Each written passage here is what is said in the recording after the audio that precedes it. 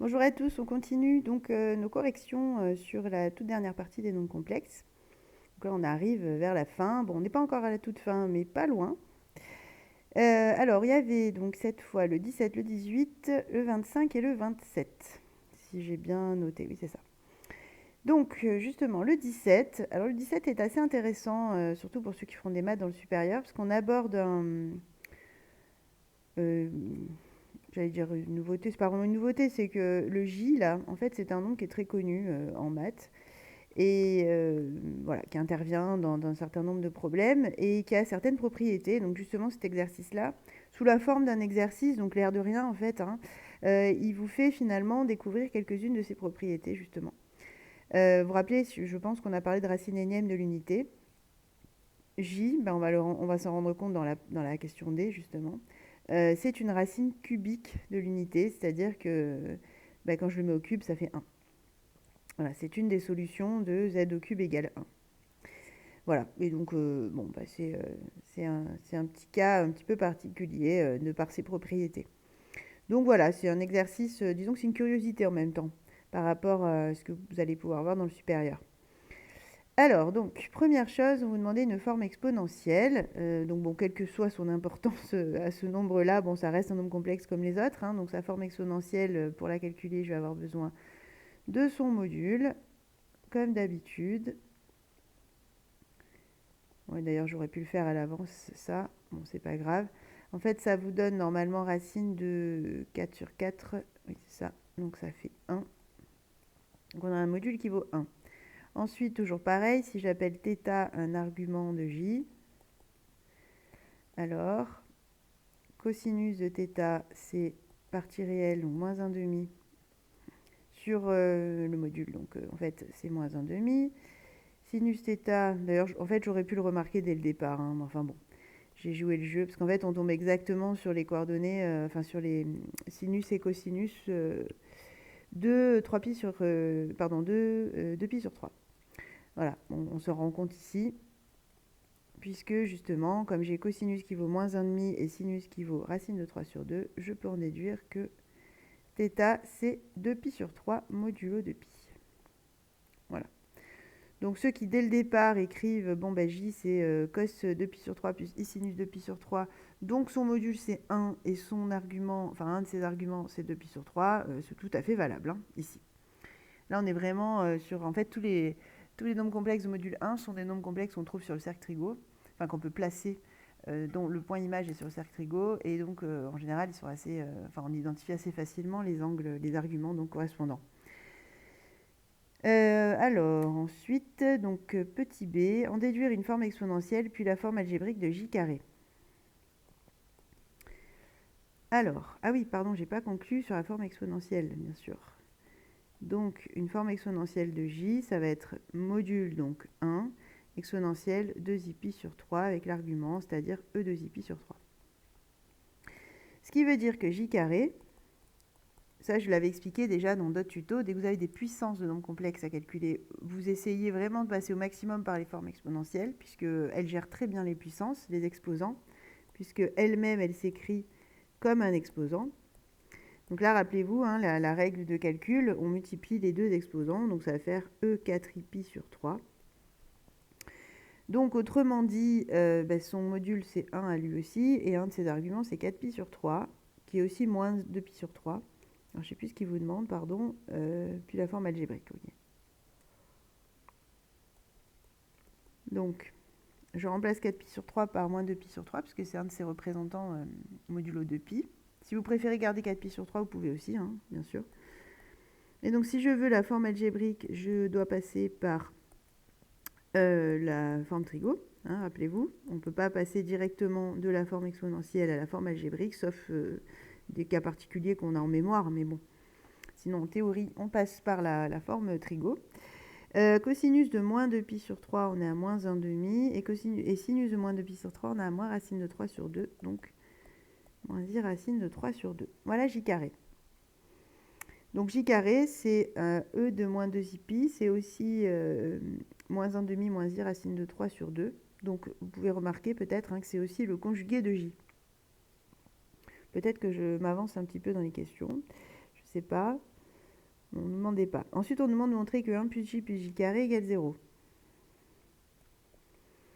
Bon, ça, le mieux, c'est d'utiliser les formes algébriques quand même, puisque là, on a des additions. On n'a pas des multiplications ni des puissances. Donc, ça veut dire que les formes exponentielles ne sont pas les plus adaptées. En gros, quand il s'agit d'addition, de soustraction, souvent, le plus simple, c'est la forme algébrique, si vous l'avez. Quand il s'agit de multiplication, de division ou de puissance, souvent, le plus simple, c'est la forme exponentielle, si vous l'avez, bien sûr, là aussi. J'ai bien C, là. Alors, donc 1 plus j carré. Du coup, là, je vais utiliser les formes algébriques. Alors, 1, je laisse. J, c'est moins 1 demi plus i racine de 3 sur 2. Voilà, donc ça, c'est j. Et maintenant, si je rajoute j carré, on vient de le voir, c'est moins 1 demi moins i racine de 3 sur 2. Donc, tout ça, c'est j carré. Voilà. Donc, qu'est-ce qui se passe? Eh bien, la particule i s'élimine et en fait, il ne nous reste plus rien puisque moins 1 demi, ça fait moins 1 et plus 1, donc 0. Donc, en fait, 1 plus j carré, ça fait toujours 0. Bon, donc ça, c'est encore une autre propriété. Là, tout à l'heure, d'ailleurs, je ne l'ai pas écrit, mais on pourrait le mettre là. On a quand même remarqué, pour ceux qui ne s'étaient pas fait la remarque, que j carré, c'est j bar, en fait. C'est conjugué de j.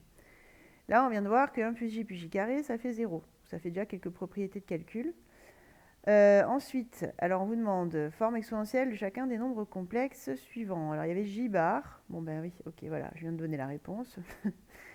Donc j bar, c'est moins 1 demi moins i racine de 3 sur 2. Et donc on vient de le voir, c'est j carré. Donc c'est exponentielle moins 2 pi sur 3. On l'a déjà fait ça. C'est la question B. Hein. C'est posé dans l'autre sens, mais c'est pareil. Après, on nous demande j au cube. Ah, intéressant. Donc j au cube, je peux dire que c'est j fois j carré. Et du coup, il y a plein de façons de le rédiger, ça. Bon, allez, je vais faire ce que je pense que vous auriez fait. C'est-à-dire d'aller prendre, parce que là, ce sont des multiplications, donc je vais chercher les formes exponentielles cette fois. Donc j'ai e de 2pi sur 3. Et l'autre, c'est e de moins 2pi sur 3. Ce qui fait qu'on peut additionner les exposants. Donc on a i facteur de 2pi sur 3 moins 2pi sur 3. Donc clairement, ça fait 0.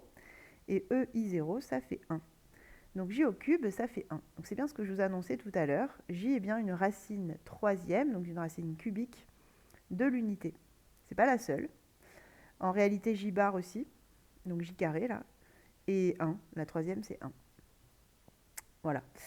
Et enfin, qu'est-ce qu'on vous demandait? J puissance 15. Bon, rien de très compliqué non plus. J puissance 15, ce n'est rien d'autre que J puissance 3 à la puissance 5. Donc 1 puissance 5, et donc ça fait 1 aussi. Voilà, et vous imaginez bien que ces calculs-là, on peut les décliner, pas à l'infini, mais bon, on peut vous demander plein de calculs différents à partir de ces propriétés-là. On aurait pu aussi, je sais pas moi, vous demander de... parce que vous voyez, j carré, on peut dire que c'est... on peut aussi, alors, j carré, c'est j bar, mais c'est aussi moins 1 moins j, puisque je sais que 1 plus j carré, ça fait 0. Donc si je bascule le reste, là, j carré égale moins 1 moins j. Donc on peut aussi avoir des écritures qui utilisent ça. Enfin, on peut vraiment... il y a plein de calculs qu'on peut faire avec ces nombres-là, parce qu'il y a des propriétés assez intéressantes. Voilà, en tout cas, vous avez eu un petit aperçu, c'était le but. Donc déjà, pour le 17, on est bon. Le 18, et oui, parce que là, c'est le tuto des exercices un petit peu spéciaux, finalement.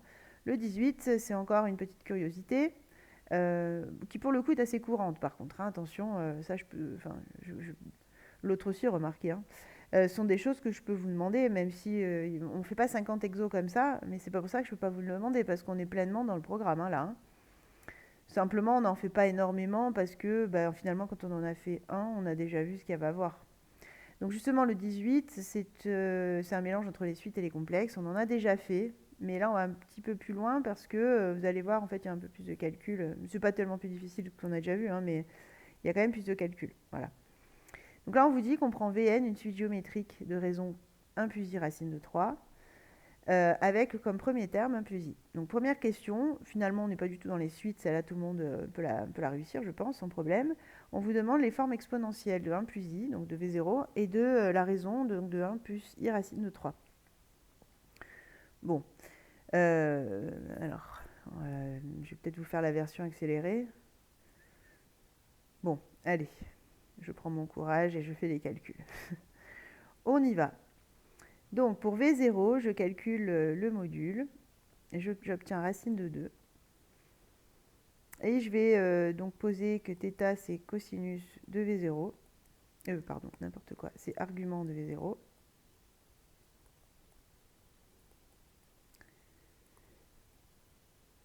Et donc dans ce cas, cosinus de θ, ce serait 1 sur racine de 2. Autrement dit, racine de 2 sur 2, si je multiplie le numérateur et le dénominateur par racine de 2. Maintenant, vous commencez à avoir l'habitude, je pense, de ça.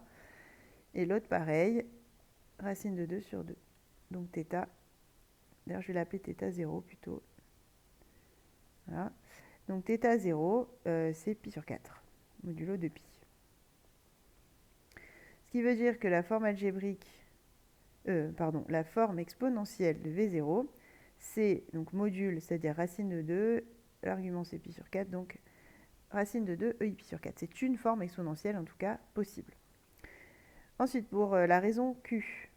Donc Q, même principe, je calcule le module. Ça fait racine de 4. Ah oui, c'est ça, ça fait racine de 4. Donc ça fait 2.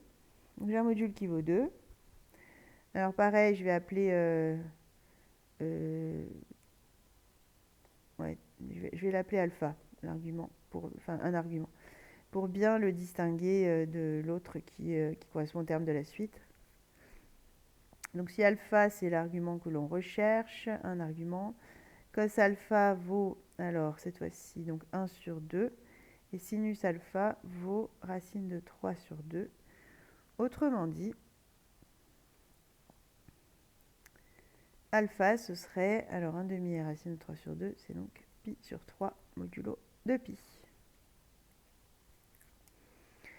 Et donc je peux conclure que Q s'écrit 2, puisque c'est son module, exponentiel i pi sur 3. Et on va en avoir besoin dans la question d'après. C'est pour ça que j'entoure bien pour qu'on ait bien tout sous les yeux. Donc ensuite, on vous demande Vn en fonction de n et écrit sous forme exponentielle. Donc déjà, on sait que Vn est une suite géométrique. Donc ça, normalement, vous avez les formules déjà depuis l'année dernière. Donc Vn, c'est Q fois... oh là là, excusez-moi, c'est V0 fois Q puissance n. Je pourrais vous réexpliquer pourquoi, mais je pense que, bon, quand même, ça vous revient. En plus, vous l'avez retravaillé aussi en spécialité cette année, donc je pense qu'on peut s'appuyer là-dessus. Ça reste évidemment les mêmes formules dans les complexes, hein, mais ça, je vous l'avais déjà dit, me semble. Donc maintenant, si je remplace, et vu qu'on me précise bien qu'on veut une forme exponentielle, je vais aller chercher les formes exponentielles, tant qu'à faire. En plus, je viens de les calculer, donc bon, ça tombe bien. J'ai donc racine de 2 exponentielle i pi sur 4, et Q, c'est 2e i pi sur 3. Le tout à la puissance n. Donc évidemment, ça, ce n'est pas une forme exponentielle écrite comme ça, donc il va falloir simplifier un petit peu, enfin transformer un petit peu. Déjà, ma puissance n, je vais l'appliquer à chacun, puisque là c'est une multiplication, donc j'ai le droit. Je la décompose en fait, je l'applique aux 2 et je l'applique à l'exponentielle i pi sur 3. Ensuite, on se souvient, alors déjà ce que je vais faire, c'est que les nombres là, racine de 2 et 2 puissance n, je vais les mettre devant. E i pi sur 4. Et ensuite, on se souvient que quand j'ai deux exposants comme ça imbriqués, ils se multiplient entre eux. Donc ça me fait in pi sur 3 ici, si je multiplie. Ensuite, racine de 2. Alors d'ailleurs, le 2 puissance n, je vais le mettre devant, ce sera plus joli. Donc 2 puissance n, racine de 2. Et là, j'ai deux exponentielles qui se multiplient entre elles. Donc je vais avoir les exposants qui s'additionnent. Donc i, facteur de pi sur 4 plus n pi sur 3. Voilà donc l'expression de Vn écrite sous sa forme exponentielle, puisqu'en effet, j'ai bien devant quelque chose qui est positif, qui peut donc être le module sans problème. Et ici, j'ai un de mes arguments. Je ne peux pas aller plus loin dans le calcul parce que je ne connais pas n. Donc justement, il dépend de n, mais c'est normal, hein, c'est Vn. Et voilà, donc si jamais je voulais calculer V2, je prends cette formule, je remplace n par 2, et puis voilà, je fais le calcul. Donc c'est comme une suite classique, sauf que là, j'utilise une exponentielle. Une écriture avec une exponentielle. Voilà donc ce que ça peut donner, hein, le mélange entre les suites et les complexes. Bon, on peut aller plus loin évidemment, mais bon, il y a déjà un petit peu de travail là, c'est déjà pas mal. Ensuite, on en arrive au 25 et au 27, qui étaient assez calculatoires, hein, on va le voir. Alors le 25, justement, alors un plus i, oui parce qu'on veut la, donc pardon, je ne vous ai pas mis dans le contexte. On vous donne Z1 et Z2 écrits comme des produits de deux nombres complexes, on vous les demande sous forme exponentielle. Donc ce qu'on peut tenter, c'est de calculer, pour éviter de faire le développement, etc., calculer les formes exponentielles de des deux facteurs, en fait, et voir si, déjà, si on tombe sur des arguments connus ou pas. S'ils ne sont pas connus, il faudra développer dans ce cas et s'occuper de la version développée. Là, alors pourquoi je me dis que en utilisant les deux facteurs, ça devrait fonctionner, parce qu'un plus i, on vient de le faire, il a une forme exponentielle tout à fait simple à trouver. Donc bon, on peut se dire que peut-être ça a été pensé comme ça. Donc déjà un plus i, alors je ne vous le refais pas, il est juste au-dessus, hein. Un plus i, on l'a fait justement c'était V0. Oui c'est ça, c'était V0, donc c'est racine de 2 EI pi sur 4. Ce qui est logique. Ensuite, pour 2 plus 2i racine de 3, en revanche, allez, je vais vous le rédiger autrement pour une fois. Donc là, si on calcule le module de ça, en fait, on va faire donc racine de 2 au carré, donc 4, plus 2 racine de 3 au carré, ça fait 12. Donc en fait, on aura racine de 16. Je vous laisse faire, hein, tranquillement. Ça fera donc 4. Ce qui veut dire que je peux factoriser par 4 pour faire apparaître la forme trigo. Rappelez-vous, on avait vu cette rédaction. Ce que ça gêne, vous faites la rédaction avec cos, sin, etc. Hein, ça ne me gêne pas. C'est juste pour vous montrer un petit peu autre chose, parce que je vous avoue que j'en ai un petit peu marre d'écrire toujours la même chose. Donc en même temps, je profite pour vous montrer autre chose. Donc voilà, j'ai ça. Alors, du coup, le 2, je ne le barre pas, pardon. Donc là, je divise tout par 2 chaque fois dans mes fractions. Hein, donc ça me fait i racine de 3 sur 2 pour la deuxième. Et donc là, normalement, vous reconnaissez le cosinus de pi sur 3 et le sinus de pi sur 3. Ce qui veut dire que c'est 4 EI pi sur 3. Puisque je rappelle que justement, cos θ plus sinus θ, c'est bien EI θ. C'est comme ça qu'on l'a défini. Voilà, donc j'ai la forme exponentielle de chacun des facteurs. Et donc en fait, je vais en déduire la forme exponentielle de Z1 assez facilement en multipliant les deux. Donc Z1 égale, alors je récupère mes deux formes exponentielles. Hein, on est d'accord que là j'ai Z1 et là j'ai Z2. Et maintenant, ça on en a déjà fait des calculs comme ça, je vais avoir les modules qui se multiplient entre eux, donc 4 racines de 2, et les exponentielles, comme elles se multiplient, on va additionner les exposants. Voilà. Et pi sur 4 plus pi sur 3, si on met sur 12, ça fait 3 pi sur 12 plus 4 pi sur 12, donc ça fait 7 pi sur 12. Avec le i, bien sûr, de la notation exponentielle. Ça, c'est Z1. Maintenant, Z2, même principe. Alors pour Z2, bon, 1 moins i, voilà, je vais vous la faire avec la même rédaction parce que c'est un petit peu plus rapide. Donc pareil, hein, si vous calculez le module, vous obtenez... Ah mais je suis bête, je vais faire plus simple que ça, pardon. Je vais faire encore plus simple. Je sais que 1 moins i, c'est le conjugué de 1 plus i, et 1 plus i, je l'ai, ma forme expo, c'est racine de 2 EI pi sur 4. Et on avait dit, quand on conjugue, racine de 2, il ne change rien, il ne change pas. Et on avait dit, l'exponentielle iθ, si je la conjugue, ça fait moins iθ. Donc ici, moins i pi sur 4. Voilà, donc le premier G est 2 racines de 3 moins 2i. Ouais, et là, c'est pas...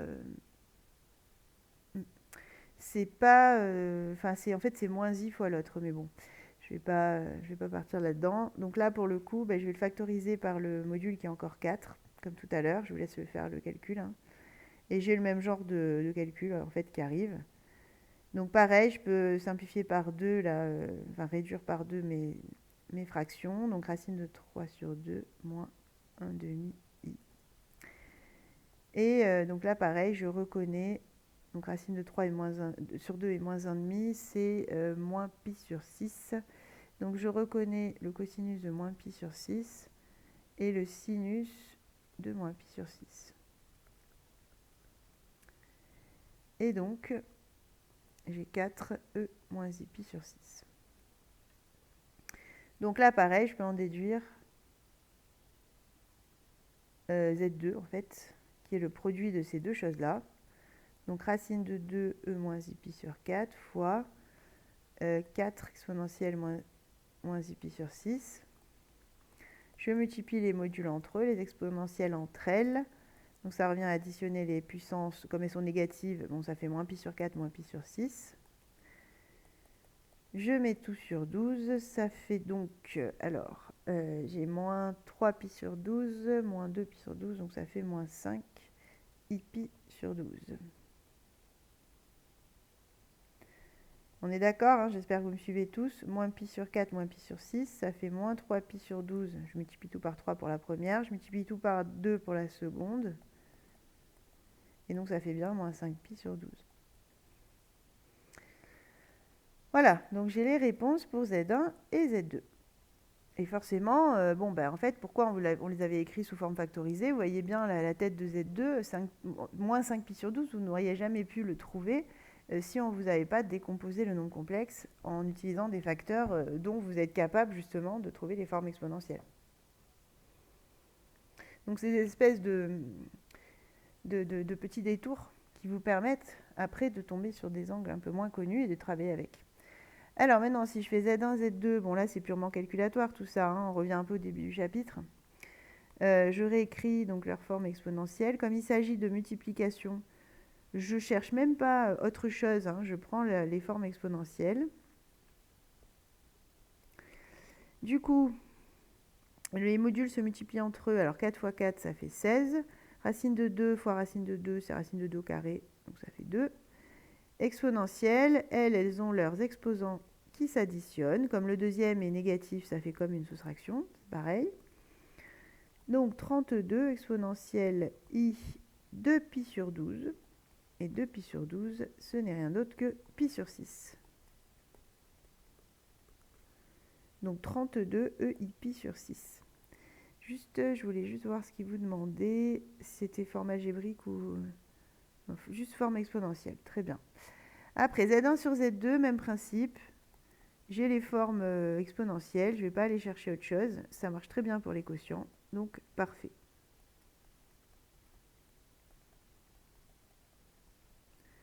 Les modules, justement, se compensent puisque j'ai un facteur en haut, un facteur en bas identique. Et les exponentielles, quand on fait un quotient, souvenez-vous, quand on fait un produit, les exposants s'additionnent. Quand on fait un quotient, les exposants se soustraient. Donc on va avoir ici 7 pi sur 12 moins 5 pi sur 12. On fait bien attention aux signes. Ce qui fait exponentielle 12 pi sur 12. Ce qui fait exponentielle pi. Et bon, on voulait une forme expo, donc voilà, on l'a. Sinon, c'est aussi, si on l'écrit sous forme algébrique, c'est le nombre moins 1, en fait. Ça, hein. Rappelez-vous, on en a déjà parlé. Ensuite, IZ1. Alors, deux possibilités. Soit vous passez par la forme algébrique, mais ça va être tordu. Ouais, non, là, vraiment le plus simple, c'est tout écrire en forme exponentielle. Donc I, on l'a vu déjà dans le cours, mais sinon, bon, je vous laisse vérifier. Hein, c'est exactement ei pi sur 2, sa forme exponentielle. Et Z1, je vais le réécrire, c'est 4 racine de 2 exponentielle 7 pi sur 12. Voilà. Donc, bon, i, lui, il module 1, hein, donc en gros, je vais avoir 1 fois 4 racines de 2, donc 4 racines de 2, et les exponentielles ont leurs arguments qui s'additionnent, enfin leurs exposants. Alors, pi sur 2, c'est 6 pi sur 12, donc ça fait en tout 13 pi sur 12. Et on peut laisser comme ça, hein, c'est déjà satisfaisant. Donc IZ1, ça s'écrit comme ça. Et ensuite, moins IZ2 bar. Alors, moins I, c'est c'est justement le conjugué de i, donc c'est e moins i pi sur 2. J'espère que ça vous revient tout ça, hein, le pourquoi. Souvenez-vous, souvenez-vous où se situe le i et le moins i sur votre cercle. Enfin oui, c'est ça, sur le cercle trigo ou sur le repère, enfin les deux coïncident ici. Votre i est ici, donc je suis bien à un angle de pi sur 2. Mon moins i, il est là, je suis bien à un angle de moins pi sur 2. Et j'ai bien un module de 1 puisque je suis sur le cercle trigo. Et donc, puisque je suis à une distance 1 par rapport à l'origine, pour i. Donc, bon, en effet, soit vous en rappelez, soit ça se retrouve assez facilement, en fait. Hein, puisque i, c'est là, et moins i, c'est là. Très bien. Donc ça, c'est moins i. Comme là, j'avais remplacé i, là, tout ça, c'est moins i. Que je multiplie par le conjugué de z2, donc 4 racines de 2 exponentielle moins 5 pi sur 12 conjugué. Ça nous fait, alors le premier je touche pas, 4 racines de 2, il ne se conjugue pas, c'est un réel. Enfin il se conjugue mais ça ne change rien. Et l'exponentielle, on avait dit si on met un conjugué, ça va changer le signe. Donc au lieu d'avoir moins 5 pi sur 12, j'ai plus que 5 pi sur 12. 4 racines de 2 vient devant en termes de modules. Et ensuite, les exponentielles additionnent leur puissance, enfin leurs exposants.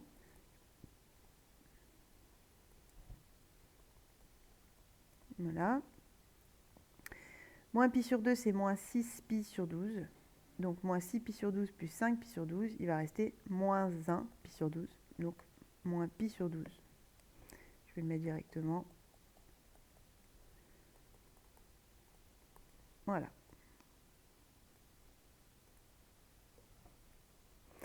Voilà pour cet exercice donc qui était finalement un petit peu des rappels hein, de ce qu'on avait pu voir en début de chapitre et en même temps qui utilise bien la forme exponentielle sous toutes ses formes, donc enfin sous toutes ses formes, sous toutes ses coutures plutôt, c'est-à-dire avec toutes ses difficultés. Donc c'est intéressant comme exercice et au moins on a manipulé aussi un petit peu autre chose que des pi sur 3, des pi sur 4, des pi sur 2, j'en avais quand même des pi sur 12, un petit peu de partout. Donc un bon entraînement. Ensuite, le 27, qui est un autre type d'exercice, qui n'est pas très très compliqué en soi, vous allez voir. C'est-à-dire qu'en fait, on vous donne un z. Déjà, on vous demande sa forme algébrique. Bon, jusque-là, pas de souci. Forme exponentielle, bon, ça va aller. Et ensuite, on vous demande d'utiliser la forme la plus efficace pour calculer certaines expressions qui utilisent z. Alors, forme algébrique, bon, c'est un peu toujours la même chose. Hein. On écrit le EIP sur 4 sous forme trigo. Je ne sais pas si vous avez réalisé, mais ce qu'on vous donne, ça n'est pas une forme exponentielle. Hein. Je préfère l'écrire quand même. Parce que le moins 2 ne peut pas être un module. C'est du classique, mais faites quand même attention. Puisqu'un module est positif, je rappelle, hein, c'est pour ça. Du coup, alors, cos pi sur 4, racine de 2 sur 2, plus i sinus pi sur 4 aussi. Et donc, du coup, si je multiplie par moins 2, à chaque fois, le 2 du numérateur et du dénominateur vont s'éliminer. Donc, il va vous rester moins racine de 2, moins i racine de 2. Voilà donc la forme algébrique de notre z. Forme exponentielle. Alors, forcément, ceux qui pensaient que déjà que j'avais la forme exponentielle, ben, ils se demandent pourquoi on leur pose la question. Et les autres, peut-être, se demandent, oui, bon, comment on peut faire sans chercher trop compliqué. Parce que là, il n'y a pas 50 possibilités. Soit vous reprenez la forme algébrique, module, argument, etc. Soit vous vous en sortez avec la forme qu'on vous a donnée au départ pour trouver la forme exponentielle, sachant qu'elle contient déjà une exponentielle quand même, donc ça peut être intéressant. Et en effet, on peut s'en sortir. Parce que moins 2, ce n'est rien d'autre que moins 1 fois 2, e i pi sur 4. Jusque-là, je pense qu'on est d'accord. L'avantage, c'est que cette partie-là, c'est déjà une forme exponentielle, donc je n'ai pas besoin de la toucher. Moins 1, en revanche, bon, ça fait un peu de tâche. Donc en fait, on va l'écrire lui-même sous forme exponentielle. Et je vous rappelle, c'est écrit dans le cours, ça, hein, c'est EIP. Vous pouvez le vérifier facilement de toute façon. On en a déjà parlé un petit peu plus haut. Donc moins 1, ça s'écrit EIP.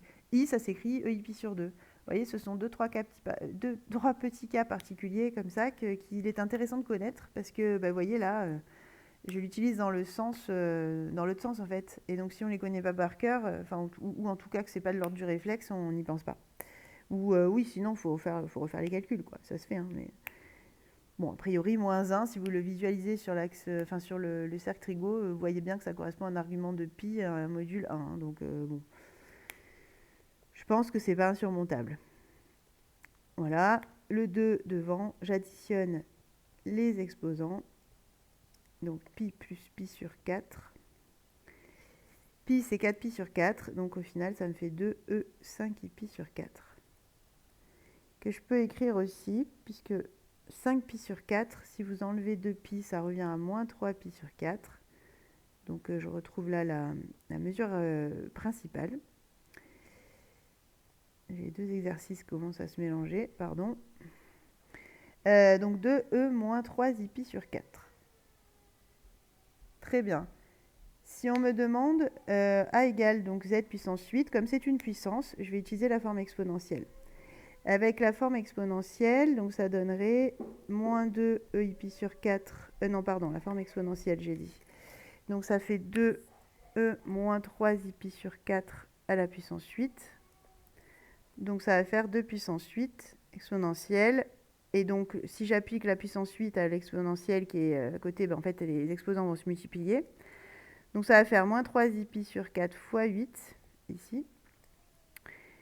2 puissance 8, qu'est-ce que ça fait ça Alors 2 puissance 4, ça fait 16. Donc 2 puissance 5, c'est 32. 2 puissance 6, 64. 2 puissance 7, 128. Donc je vais être à 256. Exponentielle. Et donc justement, si je multiplie par 8, en fait, il va me rester, ça va se simplifier avec le 4. Hein. Ça fait moins 6 pi. Si je ne me trompe pas, oui c'est ça. Et moins 6 pi, c'est pareil que 2pi, ou 0 d'ailleurs. Donc ça fait, tout ça, ça fait 1. Et donc il me reste 256. Voilà, donc le calcul de A se faisait assez facilement avec la forme exponentielle. Je vous mets au défi de faire ça avec la forme algébrique, hein, bon courage. Moins racine de 2, moins i racine de 2, le tout à la puissance 8. Voilà, ça se fait, ça se fait. C'est pas, il y en a des pires, mais quand même, hein, c'est déjà, ça prendra beaucoup plus que 4 lignes en tout cas. Ensuite, la B. Alors là, vous voyez, vous avez une addition à l'intérieur de la parenthèse. Donc là, ça peut être vraiment intéressant d'aller chercher plutôt la forme algébrique. Et même, à la limite, une connaissance du cours qu'on a écrite dès la première partie. Quand j'additionne z et z bar, rappelez-vous, hein, si z c'est a plus bi, ben z c'est a moins bi. Donc quand je les additionne, ben les parties imaginaires se compensent. Donc il me reste finalement 2a, c'est-à-dire 2 fois la partie réelle. Donc je peux l'écrire ça, hein, c'est 2 fois la partie réelle, tout ça, au carré. Et justement, la partie réelle, on la lit dans la forme algébrique, pas la forme exponentielle.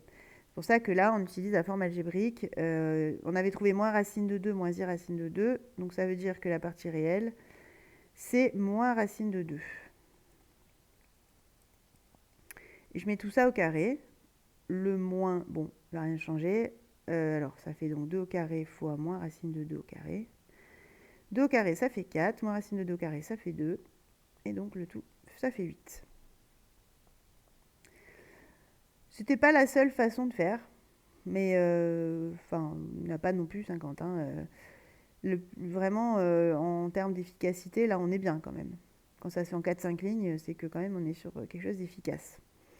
Le C, donc là aussi, j'ai une addition. Donc intuitivement, d'après ce qu'on a déjà dit, on se dit que la forme exponentielle, elle ne va pas nous être d'un grand secours.